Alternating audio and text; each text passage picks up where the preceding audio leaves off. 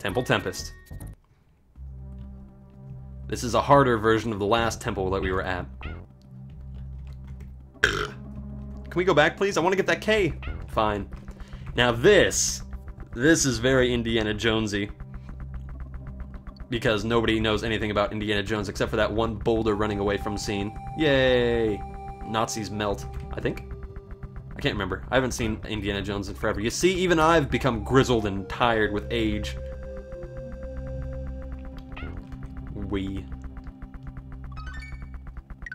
I love how getting the... Why couldn't it be like the lottery, where if you get like 1 or 2 letters or numbers, you still get like a little bit, like, sure, you might not have won the Mega Million number lottery, whatever, but you'll at least still get like, I don't know, maybe 50 bananas. That would have been great. You know, if you get the K, if you get like 3 letters, then you still get like maybe 75 bananas. But then that would be a little bit too easy. I'm gonna trust you, arrow. Oh, K. Good thing I trusted that arrow. I would have died. Do you understand that, everybody? These monkeys would have been dead without that arrow. Nintendo of America, we thank you and salute you. Fun fact, Nintendo of America actually owns a baseball team in America, the Seattle Mariners. I just learned that the other day and I was quite impressed. Everybody owns a baseball team because hot dogs. I don't know. But why don't we have Donkey Kong? Well, maybe that's why they did like the Wii Sports thing where you could do like baseball and all that. You know, it wasn't to cash in on the Wii's motion controller gimmick. Not at all. They just wanted to further their Seattle Mariners baseball team promotions. That's why they did it. And don't you tell me anything different. I will not believe you. Gotta get them bananas. Yeah. As soon as I say it, I'm like, oh, I gotta go get those bananas, and it doesn't happen. Get me out of here. Get me out of here. Woo, okay. Extra life? Extra life? Yeah. Back up to a comfortable 15. Get. Okay. Oh, what is this? I've never seen this before. Can you just go away? Despawn? Oh. Reliable old SNES. Thank you. Oh, that could have been a problem, but, see, I got these gimmicks. I got the know-how. Candy. It must have been quite hard work. You don't even know nothing about hard work, you see? Actually, that's impressive. We got here 6 minutes quicker than I did in my recording. Excellent, you see? Oh no, orange orangutan. Or orangutan gang. Orangutan gang. These guys, these motherfuckers, well, you'll see. They're dirty. They're like Kongs. They're kind of like if... Oop, Diddy Kong, come here. I really shouldn't even be saving you, Diddy Kong, because I need to... You know what, here, really quick. Switch please. Switch, please. Okay, fine, it's select. Yeah, I need to be doing the next 2 bosses with Donkey Kong. It'll help me, okay? Anyway, these enemies coming up are... They look like Kongs. They're monkeys. They are monkeys, and they're sided with the stupid Kremlings. It's like, why would you do this? It's kind of like if the French sided with the Germans in World War II. It's like... I was going to do a very offensive French accent there, but I'm going to refrain and just say that that is my apt comparison. You French monkey! You die today! How dare you kill my ostrich! Sheesh. Metal barrel. They've obviously been learning from Cranky Kong. Ooh, jeez. Learn from me. Get on my level, you wimp.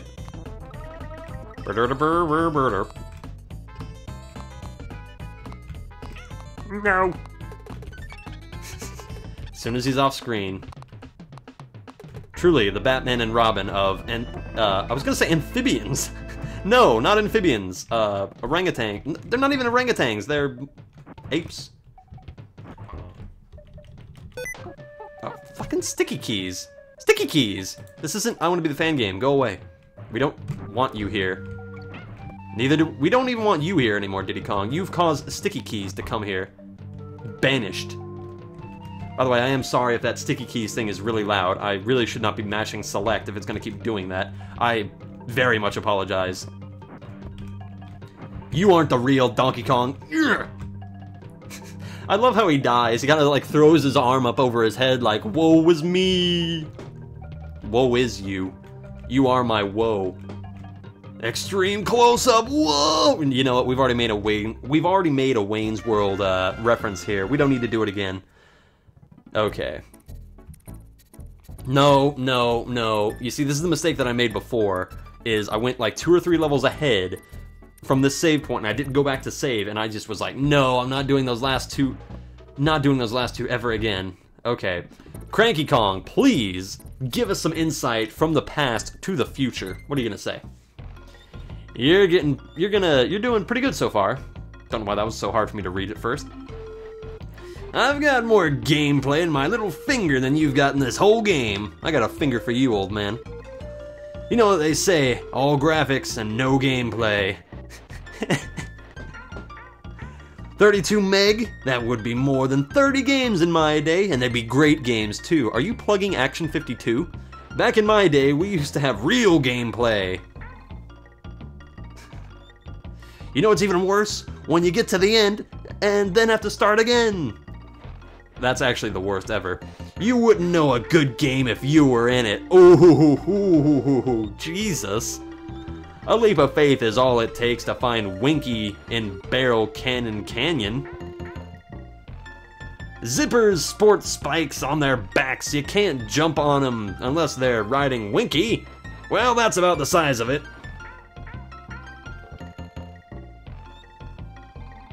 You know what? There needs to be a term now on the internet. Just, if you're complaining overly about how games were good back in your day and you're just being a thick, old, stupid person, you really need to be called cranky. Like, hey man, why you cranking? Hey man, you totally cranking over there. Let's make this a thing. Come on, this is gonna be the next LOL. In the game community. I'm starting it right here, right now. I'm gonna call people out. And they're gonna go, Gunslinger, what are you talking about? I'm gonna reference them to this video and say, you be cranking! Or maybe I'll just link them to like the Cranky Kong's Wikipedia page or something. Stop throwing out all these websites. Jesus, am I an advertising agency? I hope so. Yay, Clam City. You know what I think we're gonna have a lot of in here? Sharks. Yay. How are you not drowning in that barrel? How am I not drowning? How are any of us... Donkey Kong, are you really... You know what, they are amphibians. Remember before when I'm like, they're the Batman and Robin of amphibians? They are. How else do you explain this? Or maybe they're plant life. Or maybe they have like... What is your anatomy? Get back here, I'm gonna slice you open. Then again, there's actually one really good explanation for all of this. Maybe it's a video game. Maybe it goes beyond logic. Why do apes wear clothes when we don't hook up electrodes to their brain to tell them to?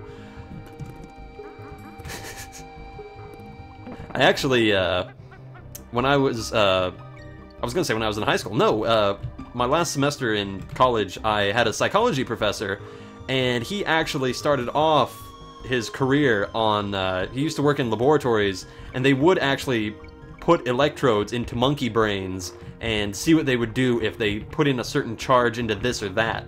And by the way, I'm gonna pass on a little bit of psychological knowledge and know-how for everybody out there. Now, this is a scientifically proven fact, okay? I can't remember the sources that my professor cited, but my professor made a very, very good point. Now, I really admired this guy because he seemed like a very intelligent individual. And he would tell fantastically funny stories about him living in San Francisco, where his son, one time they were walking down the street and they passed an adult shop full of like glass dildos and such, and his son points to them, and they're in a window shop, I'll remind you, because San Francisco does not give a fuck. And the son went, Daddy, what's those? And he's like, oh, well, it's just something for mommies and daddies, so let's go away. But, it was just funny. Anyway, my professor said that whenever anybody says to you, it's a scientifically proven fact that eating wheat makes you impotent. Let me try to say that again. It's a scientifically proven fact that eating wheat makes you impotent. if somebody tells you stuff like that, or if they just go, oh, well, blah, blah, blah, this is what it is, ask them to cite sources. Ask them to give you a solid reference that they can look to. Because half the time, the sources are based on studies that are not as wide or as broad as you think. Like, it might say, studies show that 66% of people hate Donkey Kong Country 64. Well, if you only ask 10 people and 6 of them say they don't like it, then yeah, 66% of people, but that statistic doesn't mean anything. So always get people to cite sources. Can I help you, monkey, save your game? Oh, look at this. She's all over my game over here. Anyway, what was I saying initially? Monkeys, professor, scientific sources. Oh yeah, I'm gonna take the time out to say this really quick before I go into the boss fight. Here, I'll go over to the boss fight and just...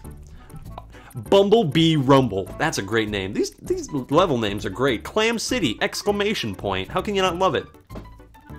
Anyway, if you want to start a romantic relationship with somebody, you need to take them on a date where both of you are in perceived danger. Now, that could mean anything. That could mean, well, let me put it in context. Studies have shown, there was one example, I can't remember the specific source. It's ironic that I'm telling you guys, well, it's not ironic, it's silly that I'm telling you guys to always get people to cite their sources when I'm not citing my own sources, but there was a case study where it was a woman and this guy who she was with, I think he wanted to go on a date, but she wasn't feeling it, and they were going on some kind of jungle expedition together with some friends of theirs, and while they were crossing a rope bridge, or what was it specifically? It was some kind of dangerous situation like that. Or maybe there was even like a plane crash. There was something weird like that, where it was a dangerous situation, but both of them got out of it okay. And 6 months later, she broke up with him and realized that she had